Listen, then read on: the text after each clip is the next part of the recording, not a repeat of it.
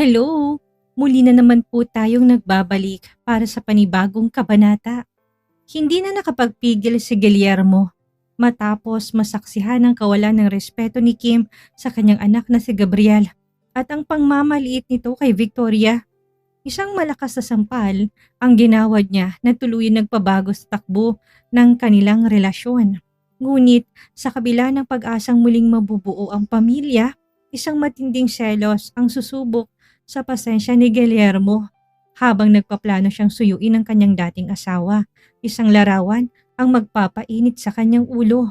Nakita si Victoria na may kasamang ibang lalaki sa hapunan. Sino pa nga ba? Walang iba kundi ang karibal niyang noon na si Wilfred Sandoval. Magtatagumpay ba ang plano ni Guillermo na dalhin si Via Marie upang pilitin si Victoria na manatili o sadyang huli na ang lahat para itama ang mga pagkakamali ng nakaraan? Tara, samahan niyo kung silipin ang bawat eksena. Simulan na natin. Guillermo POV. No, ayaw ko sa'yo. Umalis ka dito. Gusto ko si Mommy. Mommy! Mommy! Ang malakas na pag-iyak na nagwawalang si Gabriel Ace. Ang narinig ko pagkatapat ko pa lang sa pintuan ng private room kung saan ito nakakonfine. Kaagad kong binuksan ang pintuan para lang magulat sa aking nadatnan. Si Kim nakapamewang sa harapan ni Gabriel at halatang galit. Ano ba? Hindi ka pa ba talaga titigil, Gabriel? Bakit mo pa hinahanap ang babaeng yun? Gayong kahit kailan hindi mo na siya magiging mommy. Ako na ang bago mong mommy. Kaya wala ka nang magagawa pa kasi ako na ang love ng daddy mo. Mataas ang tono ng boses.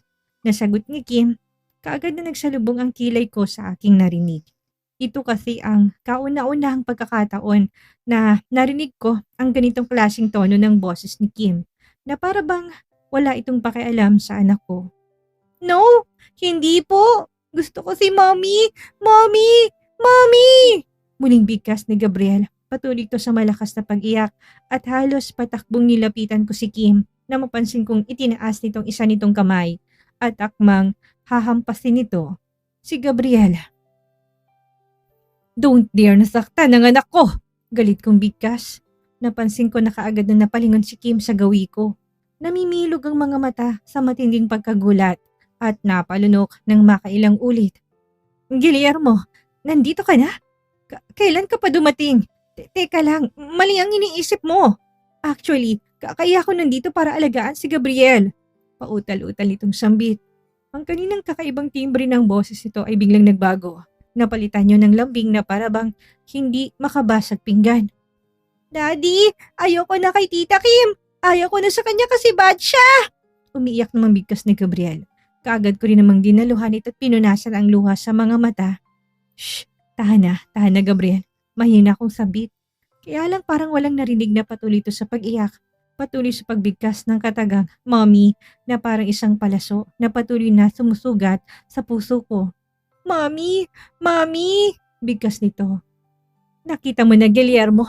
Please, wag namang ganito. Alam mo naman na mahal ko din ang mga anak mo. At bago pa tayo nagplanong magpakasal, tinanggap ko na magiging anak ko rin sila. Kaya lang, bakit ibang babae ang tinatawag nila ngayon? Bigkas ni Kim na halata ang tampo sa boses nito. Just because you are not my mom. Dad, kanina nandito si mommy pero inaway siya ni Tita Kim. Sinabi niya umalis dahil siya na daw ang bagong mommy namin ni Via Marie. Pagsusumbong ni Gabriel sa akin. Hindi ko naman maiwasang magulat. Hindi ako makapaniwala sa narinig. Nandito si Victoria? Paano nangyari yun? Gayong alam ko, umuwi na ito ng Hacienda Robles kanina pang umaga. Nandito ang mommy mo kanina? Seryosong tanong ko kay Gabriel. Kaagad din naman itong tumango. Yes, nandito siya. Pero pinaalis po siya ni Tita Kim. Sabi niya wala daw pong karapatan si mommy dito kasi siya na daw ang bagong mommy namin ni Via. Sumbong ni Gabriel sa akin. Kaagad ko rin namang binalingan ng tingin si Kim. Mahinahon ng tono ng boses. Na tinanong ko ito kahit ng totoo. Sasabog na ako sa galit. Totoo ba ang sinabi ni Gabriel? Seryosong tanong ko kay Kim. Napansin kong napalunok pa ito ng makailang ulit bago nagsalita. Guillermo, ano ba? Akala ko ba tapos ka na sa babaeng yun? Saka wala naman sigurong mali kung paalisin ko siya, hindi ba? Lalo na at kahit sang anggulo tingnan, never siyang naging ina. Hindi na natuloy pang sasabihin ni Kim dahil kusa nang lumapat ang palad ko sa pisngi nito. Yes, hindi ko ugaling sakta ng isang babae na kagaya ni Kim physically, pero biglang nagdilim ang paningin ko. Nagkahalo-halo ng lahat. Kanina, nadatnan ko na gustong sakta ni Kim si Gabriel Ace. At ngayon malalaman ko na pinaalis nito si Victoria. Ano nagbigay ng karapatan dito para gawin yon? Guillermo, anong ginawa mo? Nagawa mo kung sampalin dahil lang sa babaeng yun? Nababalo ka na ba? Naluluhang tanong ni Kim sa akin habang hawak nitong nasaktang pisngi. Sino may sabi sa'yo na makialam ka sa buhay ko? Galit ko ring sigaw dito. Natameme naman ito talatang nagulat sa biglang pagbabago ng ugali ko. Sa bagay, simula nung umpisaan ng aming relasyon, never kong napagbuhatan ng kamay itong si Kim. Never niya din akong nakitang nagalit. Matagal ay nintay ng kabalang mami nila. Tapos paalisin mo lang? Sino ka para gawin yon? Sino ka para makialam sa buhay namin? Nalilisik ang mga mata na tanong ko dito. Napansin kong napaatras naman si Kim. Kitang-kita ko sa mata nito ang takot habang patuloy ang pagpatak ng luha sa mga mata. Nagawa mo akong saktan nang dahil lang sa babaeng yon? Kung ganun, mahal mo pa ba siya? Sa kabila ng lahat ng mga ginawa ko sa relasyon natin, siya pa rin bang gusto mo, Guillermo? Halos pasigaw nitong tanong sa akin. Kaagad din naman ako napangisi. Seryoso ko tong tinitigan sa mga mata bago sumagot. Oo, oo siya pa rin at kahit na kailan, never siyang nawala sa puso ko. Seryoso ko ding sambit. Ilang minuto din ako nitong tinitigan bago ito dahan-dahan na tumalikod. Diretsong hakbang na naglakad ito palabas ng silid habang hindi ko naman mapigilan ang maikuyumang kamao ko. Daddy, si Mommy kawawa po siya kanina. Tinulak po siya ni Tita Kim. Pagkaalis ni Kim muling nagsalita si Gabriel. Napatitig naman ako kay Manang. Sa sobrang galit ko kanina ngayon ko lang napansin ang presensya nito. Totoo bang sinabi ni Gabriel? Teka lang, nasaan si Zara? Kunot na akong tanong. Wala si Zara kanina sa mansyon at inaasahan ko na nandito to sa ospital para bantayan si Gabriel. Pero nasaan ang babaeng yun? Kaya siguro nagkaroon ng pagkakataon si Kim na maghari-harian sa silid na ito. Knowing Zara, maldita din yun at hindi basta-basta patatalo sa hamon ng buhay. Totoo po ang sinabi ni Gabriel. Sir, si Ma'am Zara naman sinundan niya po si Ma'am Victoria kanina. Sagutin naman ni Manang sa akin. Si Victoria, nasan siya? Anong oras siya dumating? Seryosong tanong ko. Ang alam ko talaga nasa Hacienda Robles na si Victoria.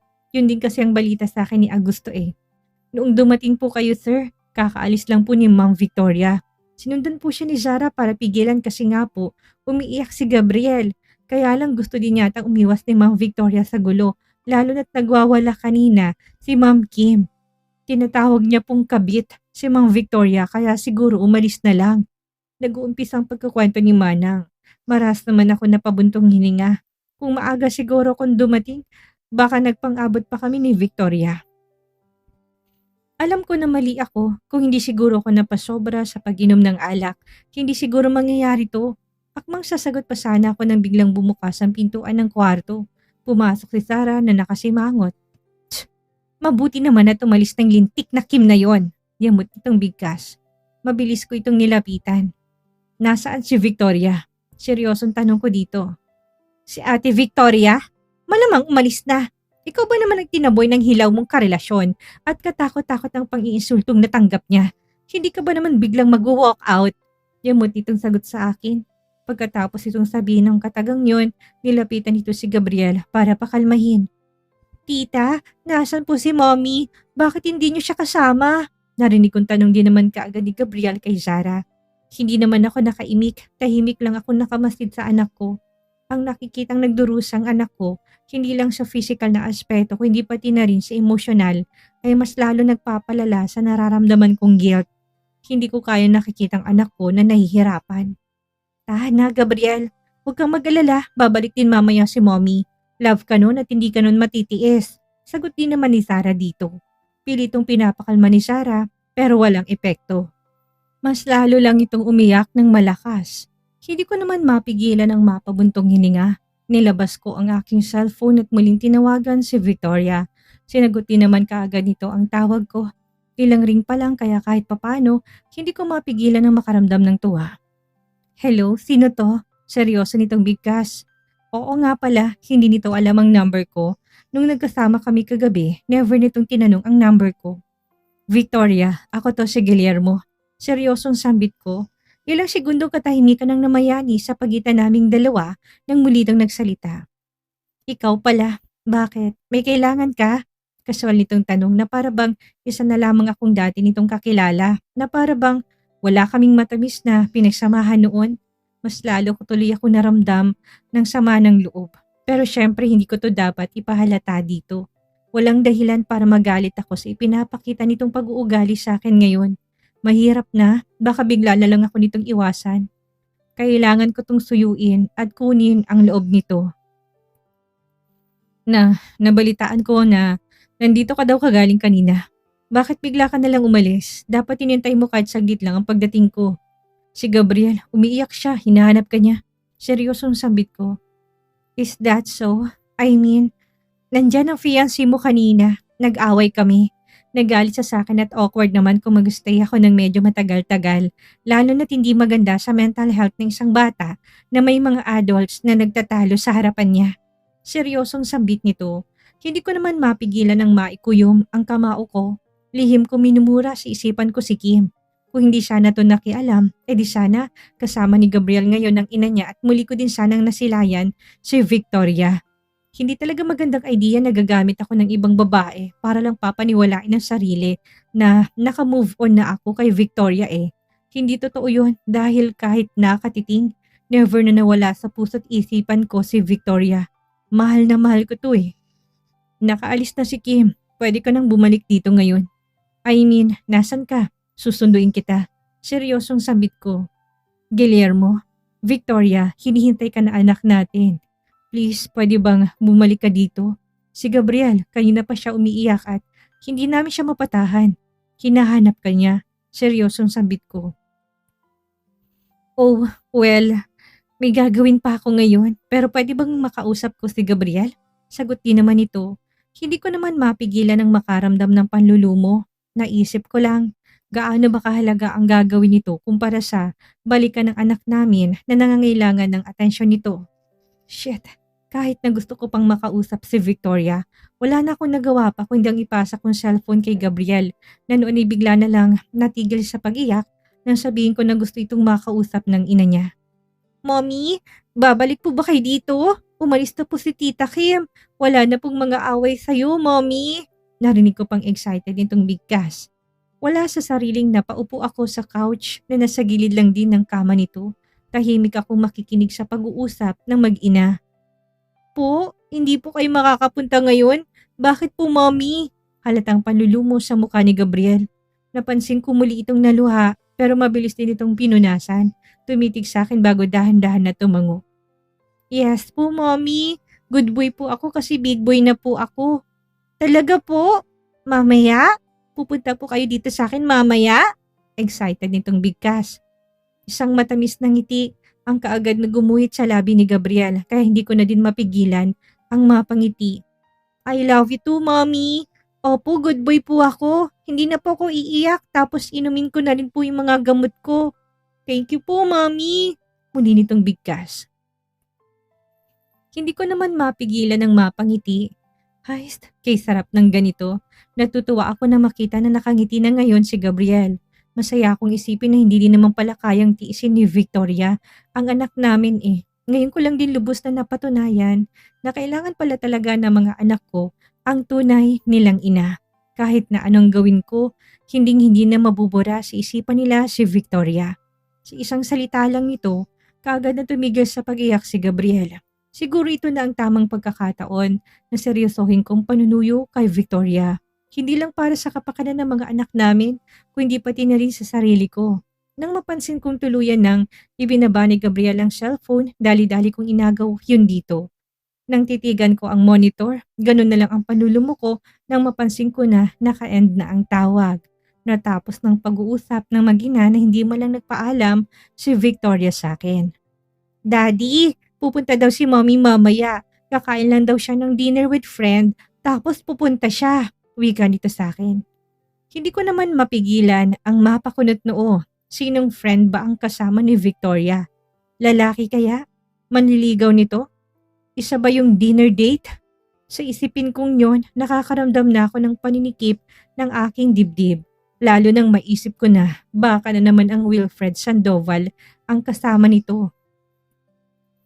Sa naisip kong yun, tinitigan ko si Sarah para sabihan na ito na muna ang bahala kay Gabriel. Aalis na muna ako. Kuya, saan ka pupunta? Tsk, bala ko pa sana umuwi ng bahay para makapagligot, makapagpalit ng damit. Yamot nitong sagot sa akin. Mamaya ka na lang umuwi pagdating ni Victoria. Uwi din ako para tignan ang kalagayan ni Via Marie. Tsak na hinahanap na din ako ng batang yon. Seryosong sambit ko. Kuya, dali mo na lang kaya dito si Via Marie para mamaya pagdating ni Ate Victoria, nandito rin siya. Ayaw naman itong si Sarah. Hindi ko naman mapigilan ng mapangiti. Why not? Pwede kong dalhin si Via para dalawa na silang pipigil kay Victoria sa muling pag-alis nito. Pwede naman talaga eh. Pwedeng pwede. Lalo na't alam kong matutuwa si Via kapag nalaman nito na nandito ang ina nito. Mabuti na lang talaga at pumayag pa si Sarah na magstay ng ilang oras pa. Kaya mabilis na din ako naglakad pa alis. Habang naglalakad ako pabalik ng parking area, tinawagan ko si Augusto para ipalocate ang kinaroonan ni Victoria ngayon. Mabuti na lang talaga at magaling sa intel itong si Augusto eh. Sumasablay man minsan pero kadalasan accurate din naman ang mga impormasyon nito. Okay po boss, gagawan ko po ng paraan. Sagot din naman ito sa akin. Pagkadating ko ng kotse, nag-drive ako pa uwi ng bahay, kung saan nadatnan ko si Via Marie na halatang galing din sa pag-iyak dahil namamaga at namumulang mga mata nito. Daddy? Tawag dito sa akin. Patakbot lumapit at yumakap ng mahigpit sa akin. Daddy, bakit ang tagal niyo po? Akala ko iniwan niyo na po ako. Umiiyak nitong sambit. Pwede ba naman yun? Mahal na mahal kong baby ko na to eh. Bakit naman kita iiwan? Nakangiti kong sambit. Tumingala naman ito sa akin at kitang-kita kong luha sa mga mata nito. Magbihis ka. Isasama kita kung nasan ngayon si Gabriel. Dahil mamaya lang, darating din ang mommy mo. Nakangiti kong sambit. Kaagad din namang namilog ang mga mata nito sa tuwa. Excitement ang kaagad na nakikita ko sa mukha nito. Kaya hindi ko na mapigilan ng mapangiti. Ang mommy Victoria mo, alam mo bang nasa ospital kagabi at kanina? Dinalaw niya si Gabriel kaya sumama ka sa akin dahil gusto ka niya ring makita. Sambit ko, talaga po daddy? Ibig niyo po bang sabihin, hindi naman talaga galit si mommy sa akin? Nakanting tanong nito, kaagad din naman akong tumango. Wala namang dahilan para magalit sa'yo ang mommy Victoria mo, hindi ba? Mami mo siya at mahal na mahal ka nun. Kaya sige na, magbihis ka na at aalis na din tayo kaagad. Nakangiting sambit ko. Kaagad naman tong kumala sa pagkakayakap sa akin at halos patakbo itong umakyat ng hagdan kaya nailing na lang na nasundan ko na lang din ito ng tingin. Nakikita ko sa mga kilos ni Via na excited din talaga makasama nitong ina nito kaya naman malaking factor yon para mapakiusapan si Victoria na palaging dalawin ng mga bata. Habang hinihintay ko si Via, tumunog ang aking phone at nang mapansin kong si Agustong tumatawag, kaagad ko din tong sinagot. Boss, nakita na po namin si Mang Victoria. Dito isa sa mga restaurant malapit lang din sa ospital. Kumakain po siya ng dinner kasama isang poging lalaki. Ipapadala ko po ang picture sa inyo. Ang kaninang maganda kong mood ay biglang naglaho. Pagkatapos kong ibaba ang tawag, muling tumunog ang aking cellphone at isang mensahe ang pumasok. Mensahe mula kay Augusto na may kalakip na larawan kung saan makikita si Victoria sa isang restaurant kaharap ang isang lalaking kilala ko. Nag-matured man ang itsura ng lalaking ito. Alam kong si Wilfred Sandoval ito. Ang lalaking gusto ng namayapang Don Teodoro na maging asawa ng anak ng Senyorita Victoria. Naku, mukhang nagising na rin sa wakas ang isip at puso ni Guillermo pero mukhang nagbabadya naman ang panibagong bagyo. Kayanin-kaya ng dibdib niya na makitang may ibang lalaking umaaligid at nagpapasaya kay Victoria, lalong-lalo na si Wilfred Sandoval. Isang mahalagang aral ang iniwan sa atin ng kabanatang ito. Kapag binawiliwala mo ang taong tunay na nagmamahal sa'yo, huwag kang magagalit kung balang araw ay may ibang taong makakakita ng halaga niya at magpaparamdam sa kanya ng tamang pagmamahal. Magiging sapat kaya ang pagdadala kay Via Marie para lumambot muli ang puso ni Victoria o tuluyan ng magbabago ang takbo ng kanilang kwento. Maraming maraming salamat sa inyong walang sawang pagsubaybay. Huwag kalimutang i-like, mag-comment ng inyong mga reaksyon at saloobin sa ibaba at i-share ang ating video hanggang sa susunod na kabanata at maraming salamat po.